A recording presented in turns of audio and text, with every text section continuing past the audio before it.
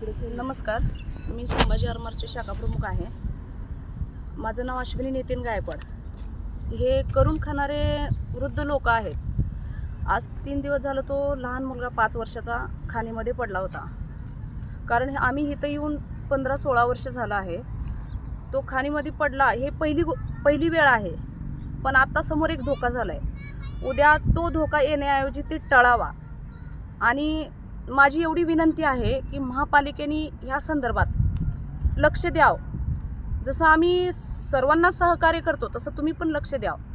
आणि 2 फुटाचं किंवा 3 फुटाचं हे कंपाऊंड करून द्यावं त्यांनी, ही माझी विनंती आहे. प्रशासनाने जर याच्यावर दुर्लक्ष केलं तर आम्ही निवेदन देऊ. पहिला सोमवारी निवेदन नाही त्यांनी घेतलं तर आम्हाला तिथं आंदोलन केल्याशिवाय भाग नाही.